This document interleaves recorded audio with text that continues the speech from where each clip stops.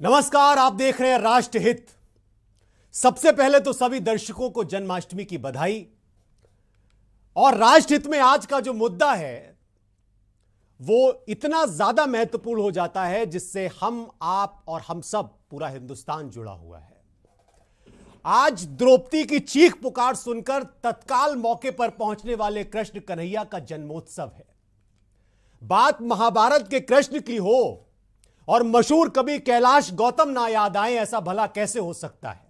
जी हां, मैं उन्हीं कैलाश गौतम को याद कर रहा हूं जिन्होंने लिखा था, कचहरी तो बेवा का तन देखती है, कहां से खुलेगा बटन देखती है। जहां पांडवों को नरक है कचहरी, वहीं कौरवों को सरग है कचहरी। बहरहाल आते तो हैं हम आज के मुद्दे पर, क्योंकि आज का मुद्दा महत्वपूर्ण भी है और जरूरी भी। प्रधानमंत्री जी की तारीफ करनी होगी, इसलिए करनी होगी कि उन्होंने लाल किले की प्राचीर से नारी की बात की। बेशक राजनीति धारणा और प्रतीकों का खेल है और आप इस खेल के विश्व चैंपियन हैं प्रधानमंत्री जी। इस लिहाज से आप जोड़ सकते हैं पूरी दुनिया को, और आपका कोई जोड़ पूरी दुनिया में मिलेगा नहीं। आजादी के अमृत वर्ष में आपकी पार्टी ने देश को एक महिला राष्ट्रपति दिया, वो भी आदिवासी महिला। मतलब एक तीर से कई निशाने। इसके बाद आपने लाल किले की प्राचीर से नारी के सम्मान का शंखनाद कर दिया, डंका बजा दिया। और मुझे एक वीडियो मिला सोशल मीडिया पर, वो मैं दिखाना चाहता हूं। उसमें प्रधानमंत्री की आवाज है और क्या कह रहे हैं प्रधानमंत्री और वीडियो में क्या दिखाया गया ये आप सुनिए। पहले बड़ा खूबसूरत बनाया गया है इसको। चट से प्रधानमंत्री जी, डबल इंजन की सरकार ने एक और बहुत महत्वपूर्ण फैसला किया। आपके गृह राज्य गुजरात ने तो नजीर पेश कर दी। गैंगरेप और नरसंहार के आरोपियों को न सिर्फ रिहा कर दिया, बल्कि विहिप ने उन्हें तिलक लगाया, मुंह मीठा कराया। ऐसा भव्य और दिव्य स्वागत किया कि द्रौपदी के कृष्ण कन्हैया भी दांतों तले उंगली दबा ले। वो भी मैं आपको दिखा देता हूं, वो तस्वीरें भी आप देख लीजिए। ये तस्वीरें हैं और जिनके गलों में माला पड़ी हुई है वो बिल्किस बानो के गुनहगार हैं, सजा याफ्ता है वो लोग। और सुप्रीम कोर्ट ने उनको सजा दी, सीबीआई कोर्ट ने उनको सजा दी। लेकिन जब वो रिहा हुए माफी पर, तो उनका ऐसे स्वागत किया गया। कभी आपने देखा है कि गैंग रेप के आरोपी का इस तरह से स्वागत किया जाए? कभी आपने देखा है? और इतना हीनियस क्राइम कि आपकी रूह कांप जाएगी। बकौल अजीमुद्दीन साहिल कलम नूरी की कुछ लाइनें हैं कि कातिल के छूट जाने की उम्मीद बढ़ गई, बरसों से चल रहा था समाअत का सिलसिला। समाअत का मतलब होता है ध्यान देना, सुनना। और मौसम बहुत करीब है साहिल चुनाव का, यूं ही नहीं है हम पे इनायत का सिलसिला। सुना है कि बिहार में भी नीतीश जी के पाला बदलते ही जंगल राज आ गया। बड़ी हाय तौबा मची है वहां पर, और बात भी कर रहे हैं लोग मीडिया में, बहुत सारे लोग। भले ही इस बिल्किस बानो पर किसी ने बात नहीं की। मैं मुखातिब प्रधानमंत्री जी आपसे हूं कि आपने इस देश को मजबूत करने के लिए जो प्रण लिया है वो तभी पूरा होगा जब जो आप सोच रहे हैं वो जमीन पर भी पूरा होगा। प्रधानमंत्री जी, आपने जब अपनी दूसरी पारी शुरू की थी तो आपके मंत्रिमंडल में 42% मंत्री दागी थे। ये मैं नहीं कह रहा हूं, ये एडीआर की रिपोर्ट कहती है, एडीआर की। इसी तरह नीतीश जी जब आपकी पार्टी के साथ थे तो उनके मंत्रिमंडल में 64% दागी थे और अब 72% हैं। तो क्या ये मेरी साड़ी सफेद या उसकी साड़ी सफेद वाला मामला है? मैं मुद्दे से भटकना नहीं चाहता। जिक्र इसका इसलिए कर दिया क्योंकि संसद में यही लोग बैठकर कानून बनाते हैं, विधानसभा में यही लोग बैठकर नियम बनाते हैं। तो इनका साफ स्वच्छ होना इसलिए भी जरूरी है क्योंकि बिल्किस बानो पर साफ स्वच्छ सभी के लोग ही बोल पाएंगे। चलिए अब मुद्दे पे आते हैं। निर्भया केस में फांसी, बिल्किस बानो केस में माफी, यह कैसे संभव है और क्या यही इंसाफ है? बेशक निर्भया प्रकरण मानवता पर काला धब्बा था, मगर इंसाफ करने की कोशिश तो हुई थी।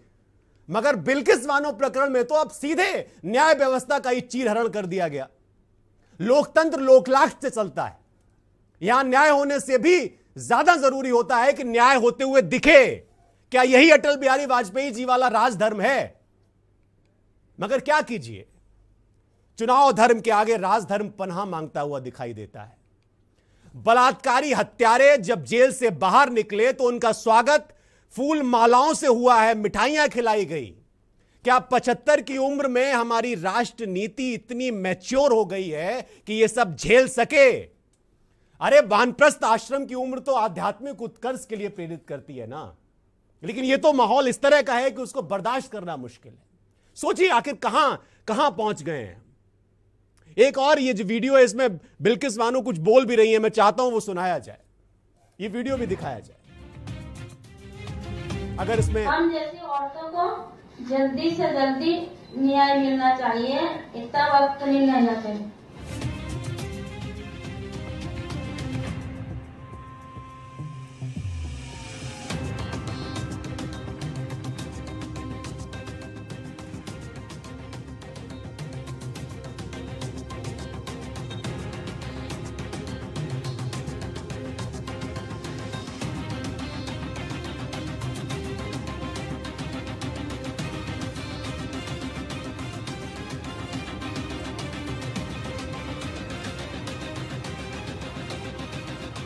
जजमेंट आया है, बहुत अच्छा आया है, इससे मैं इसकी आभारी हूँ। आप सबका धन्यवाद है।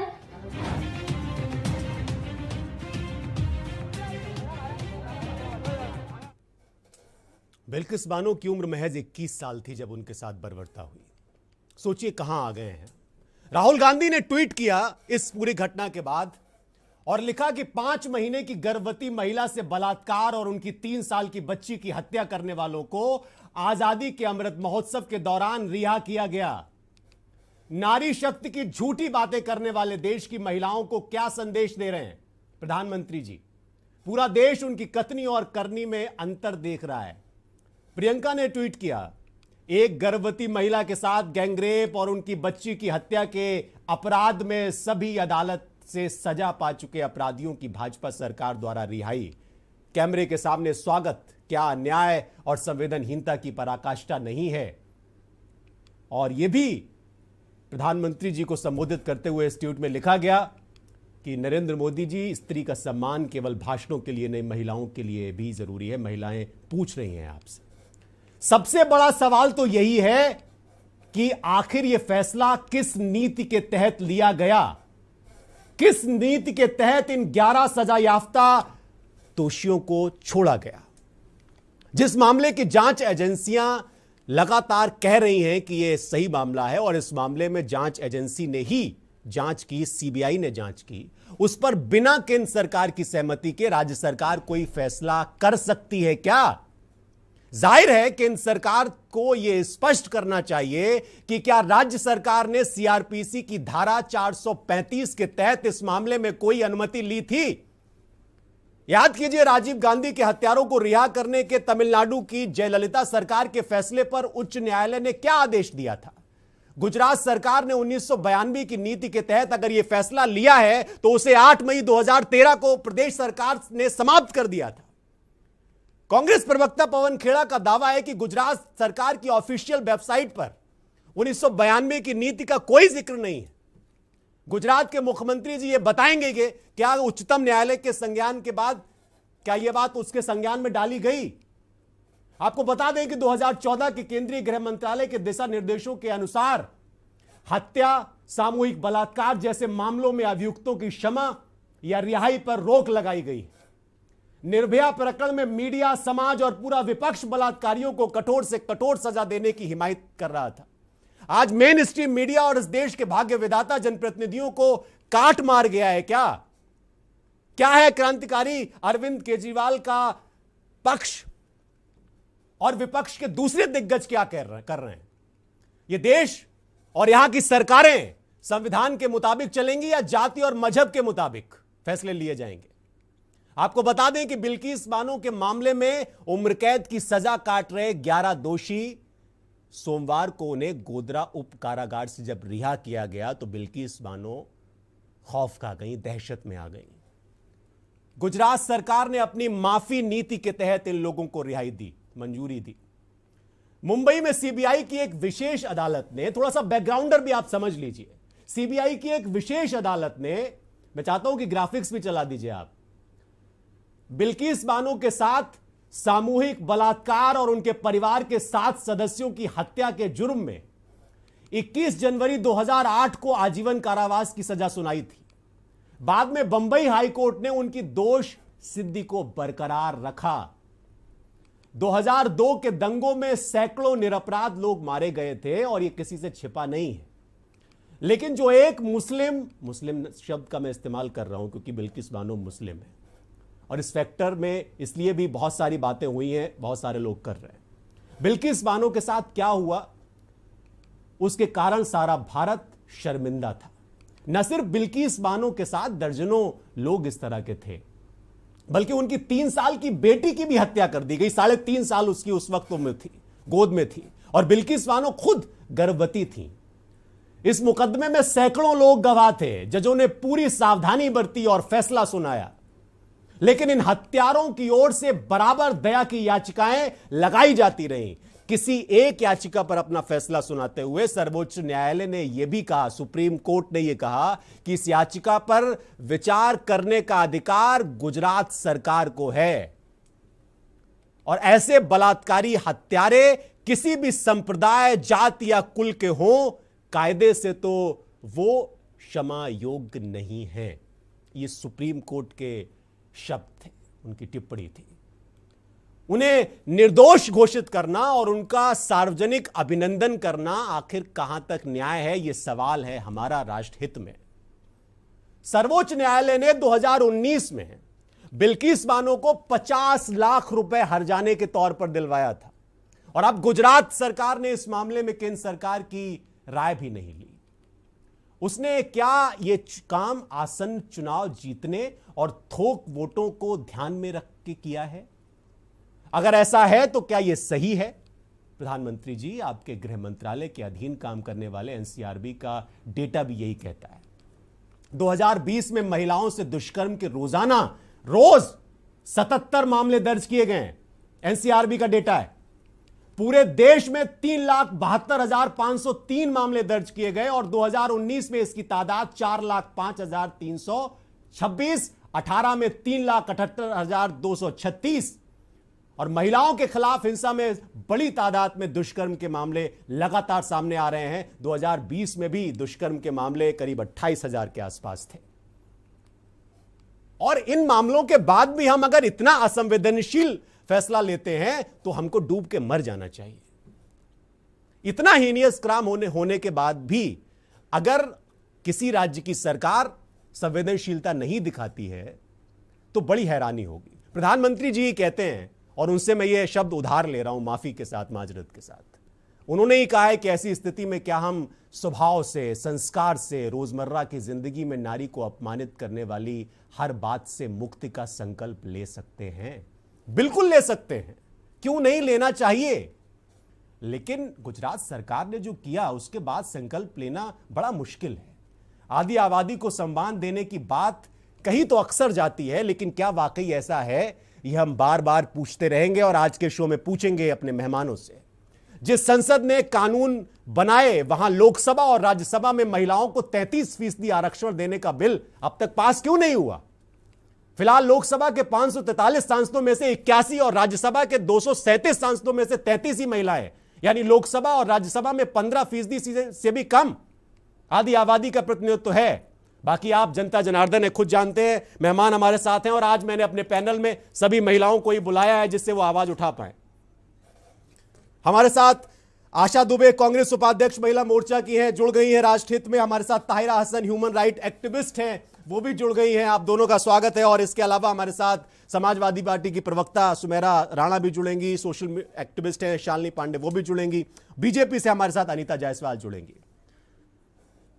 शालिनी जी और आशा जी हमारे साथ हैं, आप दोनों का बहुत स्वागत है राष्ट्रहित में। आशा जी, पहला सवाल आपसे है मेरा।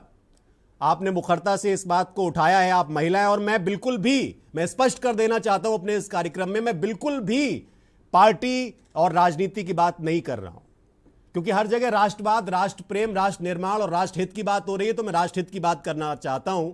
और आप सब जानती हैं, अच्छी ताहिरा जी भी आ गई हैं, आप तीनों का स्वागत है।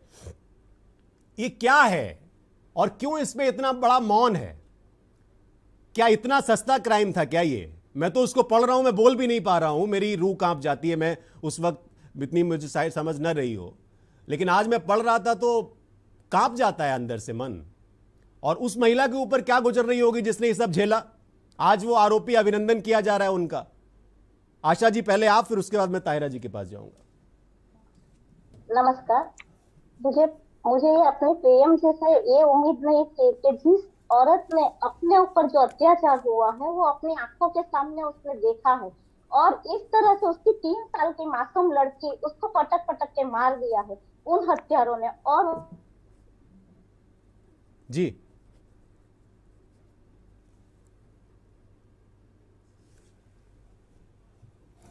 आशा जी, शायद आपकी आवाज कट रही है नेटवर्क की वजह से। जी ताहिरा जी, अगर आप सुन पा रही हो, आप ह्यूमन राइट एक्टिविस्ट हैं और मैं काफ़ी दिनों से कई बार आपके साथ डिबेट्स में रह भी चुका हूं।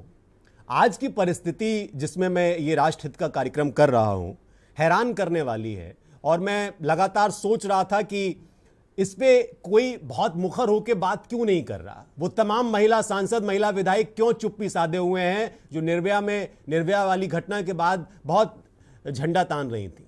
वो क्यों चुप हैं? वो कहां चली गई हैं?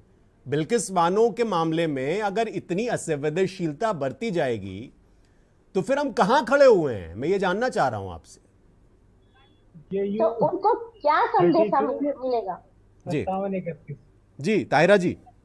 बिल्कुल, देखिए मैं विमेन एक्टिविस्ट हूँ, 22 साल से महिला मुद्दे पे काम कर रही हूँ।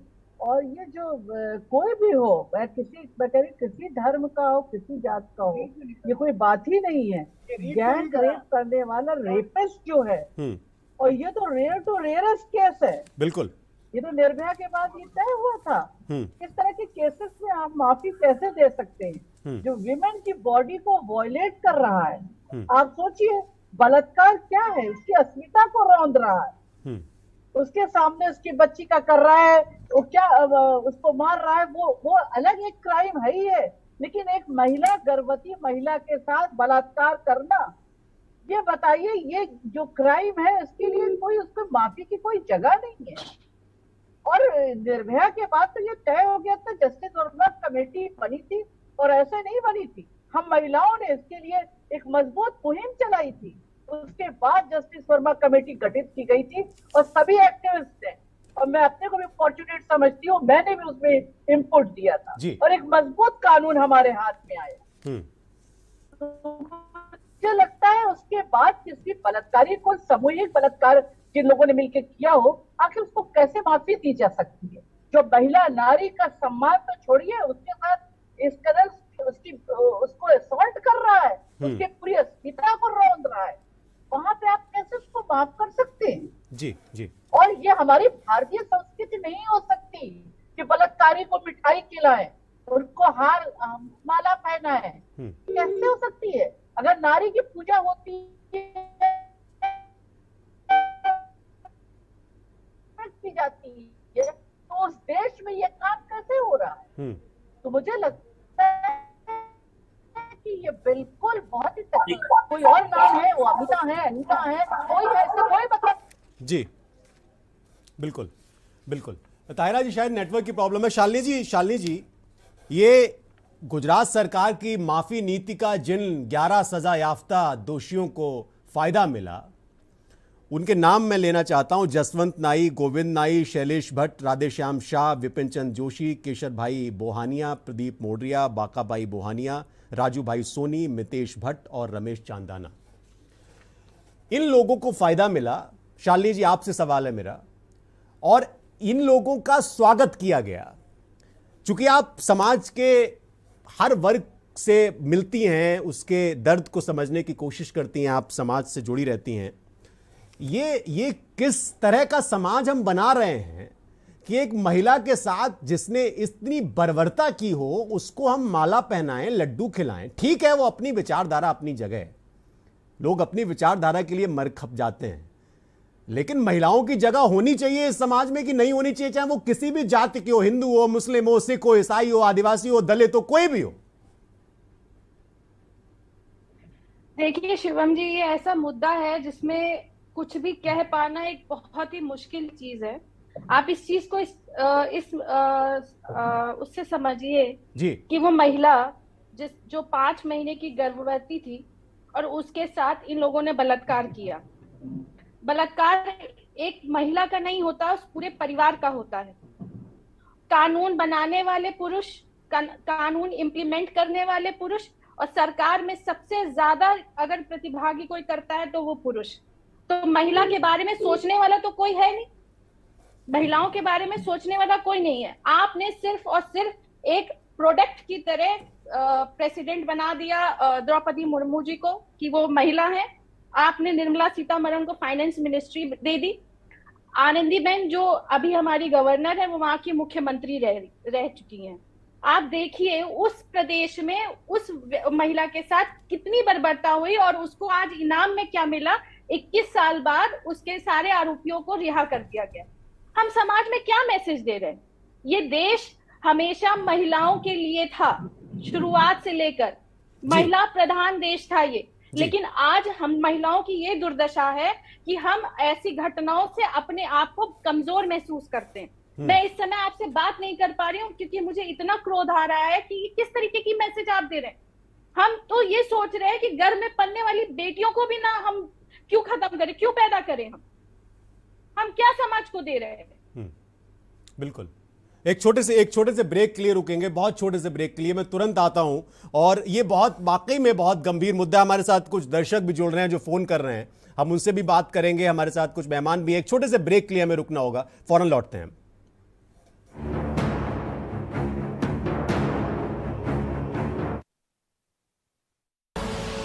आप देख रहे हैं के न्यूज, खबरों का सारथी। देखें कौन नया खिलाड़ी आया है, समझा देते हैं, प्यार से समझाएंगे। ये तो अपनी जुबान है। जुबान एक हो तो दिल भी एक होने चाहिए। विमल, बोलो जुबान केसरी। सर्वकॉन सिर्फ एक नाम नहीं, भरोसा है 35 सालों का जो आपने किया है हम पे। तभी तो हम हैं India's number 1 servo voltage stabiliser के निर्माता। श्री कृष्ण जन्माष्टमी पर सभी देशवासियों व क्षेत्रवासियों को बधाई एवं ढेर सारी शुभकामनाएं। निवेदक सोहनलाल रजत कुमार, स्वर्णकार, मांट रोड, राया, मथुरा। श्री कृष्ण जन्माष्टमी पर सभी देशवासियों व क्षेत्रवासियों को चौधरी बिल्डिंग मटेरियल की ओर से बधाई एवं शुभकामनाएं। निवेदक जशवीर चौधरी, हरेंद्र चौधरी, नीमगांव रोड, राया, मथुरा। Mobile number 9719165261। इस कार्यक्रम के प्रायोजक करता है रामा हॉस्पिटल, किफायती एवं बेहतर स्वास्थ्य सेवाएं।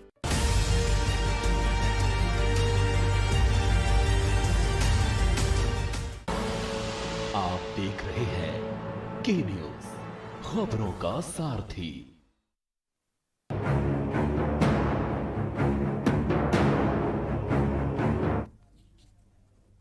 ब्रेक से हम लौट आए हैं। बात राष्ट्र हित में आज बिल्किस बानो केस की और इस बात की कि हिंदुस्तान में महिलाओं की सुरक्षा को लेकर सिर्फ बातें ही की जाएंगी या फिर जमीन पर उसका असर भी देखने को मिलेगा। हमारे साथ 3 खास मेहमान हैं और मैं मेहमानों के पास जाने से पहले दर्शकों से कहना चाहता हूं कि हमने इस डिबेट के लिए अनीता जायसवाल जो बीजेपी की प्रवक्ता हैं उनसे भी संपर्क किया। उन्होंने इस डिबेट में आने से इनकार कर दिया। उन्होंने कहा कि हम इस तरह की डिबेट में नहीं आ सकते। अब मैं अपने मेहमानों के पास जाऊंगा। हमारे साथ ताहिरा जी, शालिनी जी और आशा जी हैं। आप उनको लाइए स्क्रीन पे।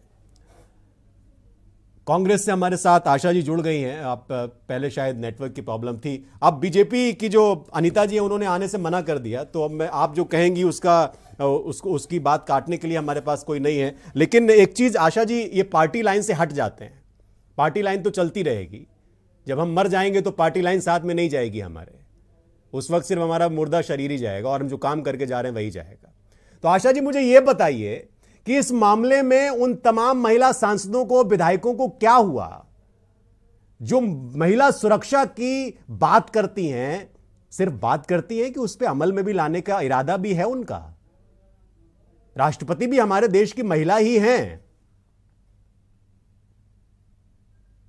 जी आप शायद म्यूट हैं।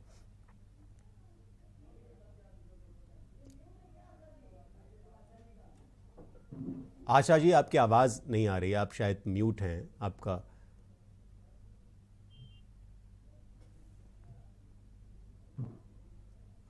जी। मेरे यही समझ के आज बिल्किस ने जो झेला है, उसके आंखों के सामने उनके परिवारों की हत्या हो गई है।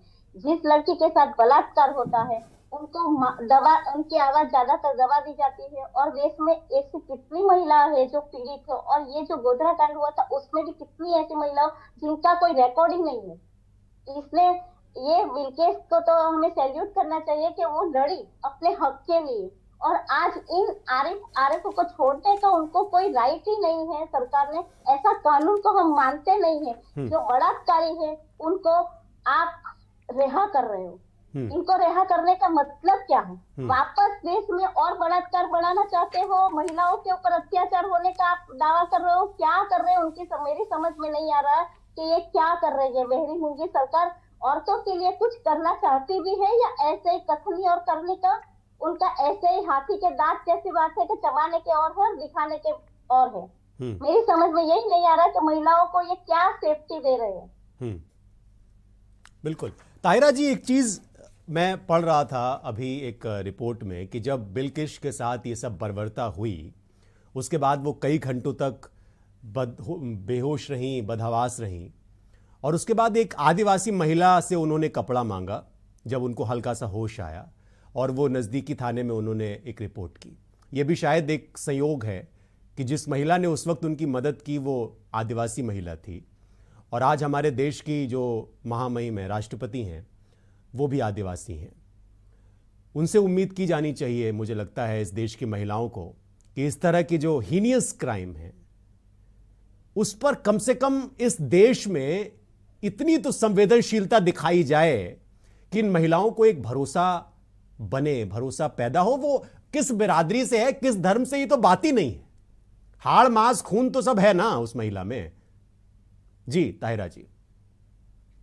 बिल्कुल, जैसे मैंने कहा उस समय भी मैं कह रही थी कि क्या नाम है इस पे नहीं जाना है, किस जाति धर्म की इस पे नहीं जाना है। वो हमारे देश की बेटी है, हमारी देश की महिला है, यहीं की बच्ची है।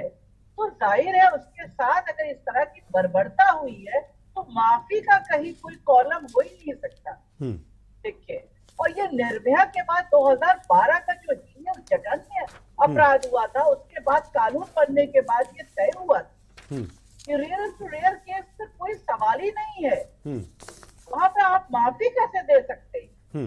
और जब highest court of the land convict कर चुकी है, वो भी सामूहिक बलात्कार में कर चुकी है, तो आप कैसे कर सकते हैं? अब देश की महिला के साथ बलात्कार हुआ है जो 5 महीने की प्रेग्नेंट, तो जाहिर है ये संवेदनशील मामला है। और मुझे लगता है प्रेसिडेंट को भी इस पे वोकल होना चाहिए, और सिर्फ प्रेसिडेंट को ही नहीं, क्योंकि इससे सिंबॉलिक हो जाता है। मुझे लगता है कि और भी जितनी भी पार्टीज हैं उनके, चाहे वो रीजनल पार्टी है, उनके जो महिलाएं हैं हमारी, वो पार्टी लाइन से उठ के क्यों नहीं बोल रही है? एक महिला का मुद्दा है, उनकी खामोशी ज्यादा डिस्टर्बिंग है कि वो संवेदनशील नहीं है। इसका मतलब वो सिर्फ अपने हिसाब से, अपने उससे बोलती है। तो महिला का मुद्दा है, कोई महिला हो, आप नाम पे जाइए ही मत, उसका क्या नाम है। आप ये देखिए कि हमारे देश की एक महिला, हमारे देश की एक बिटिया के साथ ऐसा हुआ, और वो प्रेग्नेंट थी 5 महीने की, उसके अस्मिता रौंद दी गई। ये हमारे देश की संस्कृति नहीं है, ये हमारे देश के संस्कार नहीं है। तो उसके इस बात पे बात होनी चाहिए। और वो कौन लोग हैं जो मिठाई खिला रहे हैं बलात्कारी को? आखिर कहाँ पहुंच गए हम, किधर को जा रहे हैं? बिल्कुल, ये हैरानी की बात तो यही है ताहिरा जी। नारी शक्ति और नारी सम्मान की बात कहाँ हो पाई कैसे? मैं वही बात कर रहा हूं। 15 अगस्त को ही प्रधानमंत्री जी राष्ट्र के नाम संबोधन में स्पष्ट तौर पर कहते हैं, और जब वो ये कह रहे थे, मैंने तो एक ऑडियो भी सुनाया उनका, बड़ा अच्छा सा एक वीडियो किसी ने बना के दिया इस घटना के बाद, मुझे सोशल मीडिया पे मिला, तो मैंने कहा कि वो राष्ट्र हित में दिखाऊं। ये इतनी उनकी आवाज में एक दर्द था, ऐसा लग रहा था वो भावुक हो गए, उनका गला रुंध गया वो जब ये बात कर रहे थे। अगर है तो मैं एक बार सुनाना चाहता हूं, एक बार और चला दीजिए उसको। उनकी आवाज में वो दर्द था प्रधानमंत्री जी के, जहां से वो आते हैं। फिर मैं ये समझ नहीं पा रहा हूं कि गुजरात में ये सब कैसे हो गया और उनके फूल मालाएं क्यों पहनाई जा रही है। सुनाइए जरा एक बार और। क्योंकि हमारे देश के प्रधानमंत्री ने ये बात कही 15 अगस्त को। डिबेट में लाइए, ताहिरा जी हमारे साथ थी। ताहिरा जी, अगर आपने सुना हो ऑडियो जो प्रधानमंत्री जी कह रहे थे, उन्होंने कहा कि मैं, ये मंच नहीं है लेकिन मैं कहना चाहता हूं, यहां से नहीं कहूंगा तो कहां से कहूंगा। आप सुन रही होंगी अगर, तो बड़ा मार्मिक तरीके से उन्होंने ये बात रखी थी। फिर मैं समझ नहीं पा रहा हूं कि गुजरात सरकार ने एक ऐसा बेवकूफी बड़ा निर्णय ले लिया। सुप्रीम कोर्ट तो इसके लिए इनकार कर चुका था, ये लोग लगातार दया याचिका लगा रहे थे। क्या इसमें केंद्र सरकार, इसका मैं टेक्निकल पहलू अगर समझूं तो क्या इसमें केंद्र सरकार की सहमति नहीं रही होगी? क्या केंद्र सरकार से नहीं पूछा गया होगा? मैं ये जानना चाह रहा हूं इसमें। हाँ बिल्कुल, आप सही कह रहे हैं कि वो दर्द मैंने भी महसूस किया, कि वो दर्द उनके अंदर था महिलाओं के प्रति, और उनके सम्मान, नारी सम्मान की बात भी कर रहे थे। लेकिन ये देखिए, यहाँ पे कोई लॉयर नहीं है, वो बताएगा। मुझे जहां तक लगता है कि केंद्र और स्टेट की सहमति होती है। हाँ। लेकिन अब इसमें क्या है, इसमें ये कानूनी देखिए वो है, इसको तो कोई लॉयर अगर हमारे साथ होती महिला तो वो बताती कि इसका क्या है, क्योंकि वो दर्द तो हम महसूस कर सकते हैं। लेकिन गुजरात सरकार ने ये जो एक कमेटी बनाई गई थी, उसने ये फैसला कैसे लिया, एक बलात्कारी के लिए फैसला कैसे लिया कि इसको छोड़ दिया जाए, वो भी सामूहिक बलात्कार में जो इन्वॉल्व थे, हमारे देश की बेटी के साथ जो प्रेग्नेंट थी 5 महीने की, और जो वहां पर मर्डर में भी इन्वॉल्व थे, तो कैसे छोड़ दिया। मतलब उनको दया, मैं कह रही हूँ दया की ठीक कैसे उनकी एक्सेप्ट कर ली गई, जिन्होंने इतनी बर्बरता की। उसके बाद वो कौन लोग थे जो मिठाई खिला रहे हैं? ये तो हमें सोचने की बात है ना, कि हमारे देश की, जैसे मैंने पहले भी कहा, न ये संस्कृति है, न ये कल्चर है हमारे देश का, और न ये संस्कार है हमारे देश का। हाँ। कि नारी के साथ अगर कोई बर्बरता करे तो उसको इस तरह से उसको हीरो की तरह पेश किया जाए। उसको हीरो का ऐसा लग रहा है कि वो आजादी के आंदोलन में देश, हाँ मैं ये कह रहा हूं कि वो देश, ऐसा लग रहा है कि वो देश के आजादी के आंदोलन में शरीक होकर जेल से बाहर निकले हैं। इतनी जाहिलता की जा रही है वहां पे। शालिनी जी, आप सोशल एक्टिविस्ट हैं, मैं इस सोच पे आना चाहता हूं जो ताहिरा जी ने जिसका जिक्र किया। ताहिरा जी कह रही हैं कि ये जो एक सोच पनप रही है कि आप एक ऐसे आदमी का आदर सत्कार स्वागत कर रहे हैं जिसके ऊपर बेहद हीनियस क्राइम के आरोप सिद्ध हो चुके हैं, जो जेल काट चुका है। कर भी कैसे सकता है कोई, मेरा सवाल तो यह है। और इस पे हम लोग मौन कैसे रह सकते हैं, मेरा दूसरा सवाल यह है। और तीसरा सवाल यह है कि इसको लेके वो तमाम लोग क्यों चुप्पी साधे हैं, जो तमाम महिलावादी संगठन हैं, जो महिलाओं की आवाज बुलंद करने वाले लोग हैं। इसको लेके क्यों किसी ने आपत्ति नहीं दर्ज की? शालिनी जी, आपसे मेरा सवाल है। शिवम जी, देखिए, ये आप इसको इस तरीके से देखिए कि बलात्कार को हमारे देश में रेयरेस्ट ऑफ रेयर नहीं माना जाता। हाँ। जबकि मेरी ये सोच है कि बलात्कार रेयरेस्ट ऑफ रेयर चीज होती है। हाँ। आप उसके पैरामीटर्स मत सेट करिए कि जब किसी तरीके की महिला के साथ बर्बरता होगी तब उसे हम रेयरेस्ट ऑफ रेयर मानेंगे। रेयरेस्ट ऑफ रेयर तो यही हुआ ना कि आप किसी महिला की सहमति के बिना उसके साथ जबरदस्ती कर रहे हैं, वो रेयरेस्ट ऑफ रेयर है। उसकी पनिशमेंट वही होनी चाहिए जो एक अपराधी, रेयरेस्ट ऑफ रेयर जो पैरामीटर्स गवर्नमेंट ने, जो हमारे कानून में है, उसको आप रेयरेस्ट ऑफ रेयर मानते नहीं है। हम एक ऐसे देश में महिलाएं जो हैं, जो सोच हमारी जैसी महिलाओं की सोच है, वो रेपिस्ट फ्री इंडिया चाहती है। इस देश में जितने भी रेपिस्ट हैं उनको फांसी की सजा होनी चाहिए, तभी जाके एक आप एग्जाम्पल सेट कर पाएंगे, तभी लोग इस चीज को डरेंगे कि हाँ भैया, हमें किसी महिला के साथ, किसी औरत के साथ क्रूरता नहीं करनी है, किसी महिला के साथ जबरदस्ती नहीं करनी है। जब तक आप कोई एग्जाम्पल सेट नहीं करेंगे, ये सोच बरकरार रहेगी, क्योंकि महिलाओं को सिर्फ और सिर्फ एक ऑब्जेक्ट की तरह देखा जाता है बस आज के समाज में, क्योंकि कानून ने वो व्यवस्था लागू की है। आप देखिए जाकर, इतने सारे केसेस पेंडिंग है कोर्ट में, इतने सारे केसेस पेंडिंग है जिसमें विक्टिम की मौत हो जाती है और केस चलता रहता है। कोई पनिशमेंट नहीं मिलती उनको, केस चलता रहता है, क्योंकि कानून व्यवस्था ऐसी हमारी है। माफ कीजिएगा, हम कानून को पूरी तरीके से नहीं इसमें रोल कर रहे हैं, इसमें गवर्नमेंट का भी बहुत बड़ा रोल है। जैसे कि अभी आपने देखा गुजरात सरकार ने एक एग्जाम्पल बहुत बड़ा सेट कर दिया कि उनको जो दया नीति, माफी नीति में जो उनको रिहाई मिली है, उसमें ये मेंशन किया गया है कि उनके आपराधिक व्यवहार, आपराधिक कृत्य के अनुसार उनको रिहाई मिली है।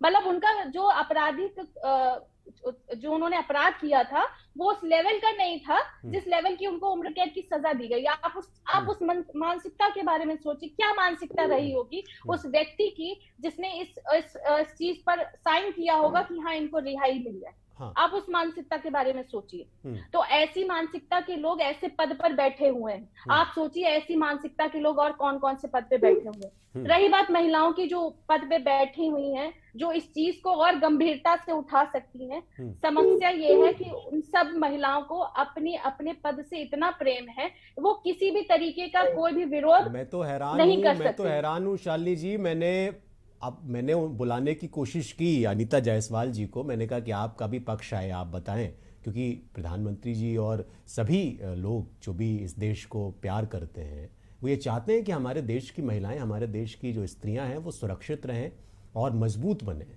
तो मैंने उनसे बहुत आग्रह किया कि वो हमारे इस शो में आएँ, क्योंकि ये महिलाओं के अधिकारों की बात करने वाला शो है, राष्ट्रहित में वो बात करें। लेकिन उन्होंने आने से इनकार कर दिया, स्पष्ट इनकार कर दिया। स्पष्ट शब्द पे मेरा थोड़ा ज़्यादा जोर इसलिए, उन्होंने कहा मैं नहीं आ सकती। मैंने उनसे आग्रह किया कि ये महिलाओं का शो है, आप अपनी बात रखिए, वो नहीं आई। तो ऐसा नहीं है कि अगर हम जरूरी तो ये है ना कि हर महिला इस बात के लिए खड़ी हो, क्योंकि कभी किसी के साथ हो जाएगा कि उसकी कौन गारंटी ले रहा है, जब इस देश की संसद ही इस बात की गारंटी लेने को तैयार नहीं है। और ये जो महिलाओं का मुद्दा है, हाँ, ये राजनीतिक मुद्दा है ही नहीं। राजनीति से क्या मतलब है? में देखना चाहिए। राजनेता आते जाते रहेंगे मुद्दा है जी, और ये महिलाओं का मुद्दा है। हाँ, आप ये सोचिए जिस महिला के साथ ये कृत्य हुआ है उसके जैसी और कितनी महिलाएं होंगी जिनका आज विश्वास टूटा होगा, जिनको आज ये समझ में आया होगा कि चाहे हम जितनी लंबी लड़ाई करें, अंतोगत्वा हमें आउटपुट क्या मिलेगा, ये मिलेगा आउटपुट। उनका स्वागत माला। अच्छा, एक चीज और मैं आप तीनों से कहना चाहूंगा, उसके बाद मैं आशा जी के पास आऊंगा। एक चीज और, आज केरल में कोझिकोड के एक सत्र न्यायालय ने एक बड़ी हैरान करने वाली बात कही। उन्होंने एक मामले में ये कहा है कि महिला ने अगर कोई उत्तेजक कपड़े पहने हुए हैं तो दुष्कर्म की शिकायत को खारिज किया जा सकता है। ये आज ही आया, जब मैं शो करने से पहले मैं देख रहा था इसको, शायद कल का वाकया है। अब इस पे आप क्या कहेंगी? मतलब ऐसा लग रहा है कि चारों तरफ से इस तरह की चीजें आ रही हैं और हम इंतजार कर रहे हैं कि कोई ऐसा घटना हो जो पूरे मीडिया के सब चारों तरफ उसको दिखाया जाए और खूब सारे एंकर रिपोर्टर उस पर जाकर शोर करें, चिल्लाएं। हमें ये आहट महसूस करनी चाहिए ना आशा जी, हमें तो ये आहट महसूस करनी चाहिए। ये तो छोटी छोटी चीजें होती रहती हैं और फिर अचानक से कोई बड़ा वाकया होता है और फिर हम कहते हैं कि ये क्या हो गया। जैसे निर्भया के मामले में हुआ, उनके दोषी को तो फांसी मिली ना। महिलाओं के प्रति जो सोच है उनकी, तो ऐसा नजरिया उनका है, महिलाओं को ऐसा बोले नारी तू नारायण। आज लोग पूछते हैं गुजरात में नारी को, लेकिन यहाँ तो इतने बलात्कार हो गए हैं कि महिलाओं का कोई रिकॉर्ड ही नहीं है। छोटी बच्चियों से लेकर बड़ी उम्र के लोगों के लेकर और बीच वाली उम्र की, कोई भी उम्र की महिलाओं सुरक्षित नहीं है। लेकिन आज ऐसा कानून कुछ बनाइए हमारी महिलाओं के लिए कि हमें प्राउड फील हो कि हम महिला है। लेकिन आज तो हम ये बिल्किस बानो के जैसे महिला आज पीड़ित होकर उनके आंखों के सामने उनके परिवार की जो हत्या हुई है, उनके साथ खुद रेप हुआ है, ये सोचकर हमारी रूहें कांप उठती है। तो ये सरकार को ये सोचना चाहिए कि हम महिलाओं को कोई पावर दे कि जो रेपिस्ट को इतनी सजा, फांसी सजाए, मौत की सजा दे, तो जाके ये रेपिस्ट लोग डरेंगे। नहीं तो ये डरने वाले नहीं है और ऐसे ही रिहाई होती रहेगी तो यहाँ इससे भी ज्यादा क्राइम बढ़ने वाला है और महिला सुरक्षित नहीं है। ये आज हम टीएमसी के चलते हुए मान लिया है कि महिलाओं की कोई इज्जत ताहिरा जी, बिल्कुल कुछ नहीं। बिल्कुल ताहिरा जी, क्या आप इसके पीछे राजनीतिक कारण भी देख रही हैं क्या? देखिए, सबसे बड़ी बात जो हमें कारण है, जो काफी समय से चला आ रहा है वो ये है कि पेट्रियार्की बहुत डीप रूटेड है हमारी सोसाइटी में, जहाँ औरत को एक कॉमोडिटी की तरह देखा जाता है और ये बलात्कार भी उसके साथ किया जाता है, एक ऑब्जेक्ट की तरह यूज होती है एंजॉयमेंट की। वो हम देख रहे हैं, ये मानसिकता है। वो किसी राजनीति में भी जा सकते हैं, वो लोग किसी भी पार्टी में हो सकते हैं और समाज में भी ऐसे लोग। तो मुझे लगता है कि यहाँ पे आप देखिए, अभी आपने कहा ये कोई नई बात नहीं है। निर्भया के समय भी आपको याद होगा ये बात कही जा रही थी कि वो अपने पुरुष साथी के साथ घूम रही थी। तो ये जो हम महिलाएं प्रोटेस्ट कर रहे थे तो वो कह रहे थे ये डेंटिंग पेंटिंग महिलाएं हैं। तो ये आप सोच लीजिए कि महिलाओं के ड्रेस कोड जिम्मेदार ठहरा दिया जाता है बलात्कार, क्योंकि जब देश में कानून बन गया है तो अब राजनीति उसमें हो कि ना हो, कानून से ऊपर तो कोई नहीं है ना। अब कानून जब एक बन बिल्कुल। आप शायद कुछ नेटवर्क की प्रॉब्लम आ रही है तायरा जी हमारे साथ, क्योंकि इस कार्यक्रम में कुछ दर्शक भी जुड़ते हैं तो उनसे भी मैं कॉल ले लूं। हमारे साथ नीतू जी जुड़ी हुई हैं शायद लखनऊ से। नीतू जी आपका स्वागत है राष्ट्रहित के इस कार्यक्रम में, क्या कहना चाहती हैं आप? जी हाँ सर, देखिए हमारे देश में जो कुछ भी महिलाओं के लिए किया जाता है वो सब सिंबॉलिक होता है। जैसे राष्ट्रपति बनाया गया वो भी सिंबॉलिक है। इसके लिए बीजेपी के प्रवक्ताओं ने आदिवासी समाज की महिला ये हजारों बार कहा होगा, क्योंकि उनको सिंबल के तौर पे लाया गया है वोट लेने के लिए। और बिल्किस बानो जी के साथ ऐसी जो घटना हुई है, इस घटना को अंजाम देने वालों को जो छोड़ दिया गया, इससे और बुरा कुछ नहीं हो सकता। ये आप समाज में क्या दिखाना चाह रहे हैं? और फिर प्रधानमंत्री जी गुजरात से आते हैं और प्रधानमंत्री भी हैं, तो वो अकेले भाजपा के प्रधानमंत्री नहीं है, वो हम सबके प्रधानमंत्री है। और लाल किले से भाषण कुछ और दिया जाता है, महिलाओं के साथ होता कुछ और है।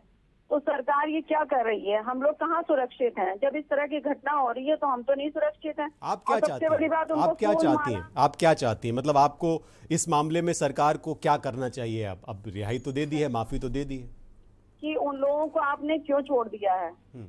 छोड़ना नहीं चाहिए था उनको, और उसको छोड़ना तो वो भी छोड़ भी दिया, उसके बाद आप उनको फूल माला पहना रहे हैं, मिठाई खिला रहे हैं।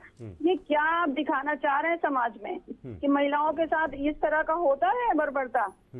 और आप देखते रहेंगे, कल को वो छोड़ दिए जाएंगे तो बाकी लोगों पर क्या असर पड़ेगा? वो लोग तो सोचेंगे कि आज करो, 11 साल बाद हम भी छोड़ दिए जाएंगे। बिल्कुल सही बात। बहुत बहुत धन्यवाद, आपने हमें कॉल किया और अपनी बात रखी हमारे इस कार्यक्रम में। शालिनी जी, जो लोग माला पहना रहे थे, जिन लोगों ने लड्डू खिलाए, पैर छुए इन लोगों के, वो एक संगठन के हैं और उस संगठन को जिन लोगों ने बनाया उसमें अशोक सिंघल साहब भी शामिल हैं और उन्होंने उसके लिए बहुत काम किया, अलग अलग जगह पर गए। शायद उन्होंने ये नहीं सोचा होगा कि ये ऐसी नौबत भी आएगी कि किसी महिला के साथ इस तरह की बर्बरता करने वालों के साथ उनके संगठन के लोग सिर्फ फेम के लिए या सिर्फ माहौल बनाने के लिए इस तरह की चीज़ें करेंगे। ये जो बहुत सारे छोटे मोटे संगठन और पैदा हो गए और इस तरह के जो युवा जो दिख जाते हैं माला और लड्डू खिलाते हुए, पहनाते हुए, बहुत सारे लोग गोडसे को भी इस तरह की चीज़ें करते हुए दिखते हैं जब गांधी जयंती होती है या दूसरा कोई कार्यक्रम होता है। ये जो समाज में एक सोच पैदा हो रही है, क्या इसके पीछे राजनीतिक कारण भी हैं?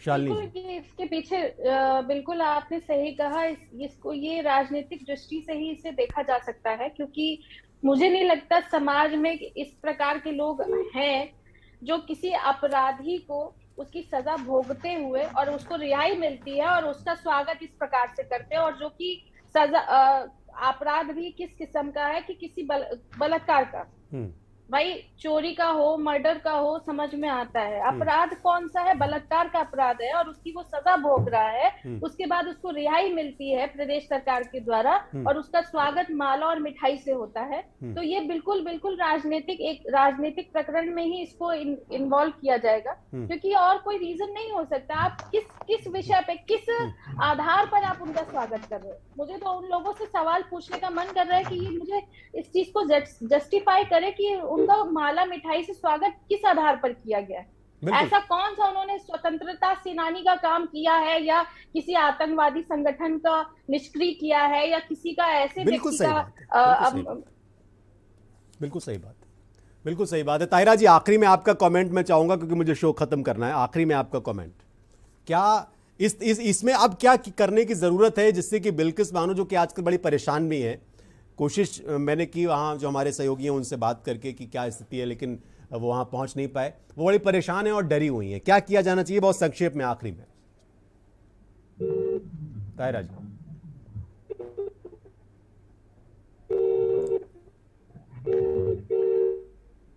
कुछ टेक्निकल प्रॉब्लम है, नेटवर्क की प्रॉब्लम है, शायद वो सफर में है। आप तीनों का बहुत जी शालिनी जी बताइए, शालिनी जी।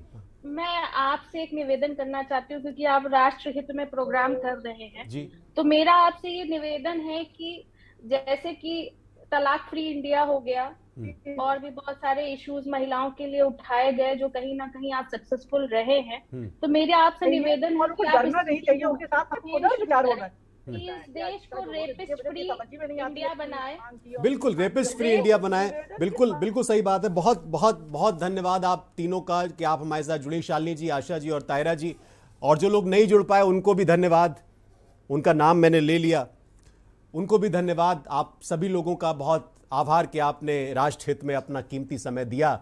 और आप लोगों से एक अनुरोध भी मैं करना चाहता हूं इस कार्यक्रम में कि कम से कम विचारधारा के नाम पे, धर्म के नाम पर, हिंदू, मुस्लिम, सिख, ईसाई के नाम पर, दलित, गुज्जर, जाट, आदिवासी के नाम पर इस तरह की चीज़ें तो ना ही की जाएं जिससे कि हम या कोई भी धर्म या इंसानियत शर्मशार हो जाए। बिल्किस बानो कहाँ से आती हैं, क्या हैं, किस धर्म से हैं, किस जाति से हैं, ये मैटर नहीं करता। मैटर ये करता है कि वो महिला हैं, उनके साथ बर्बरता हुई, और जिन्होंने बर्बरता की उनको जेल में होना चाहिए, कानून ये कहता है। बहुत बहुत धन्यवाद राष्ट्र देखने के लिए।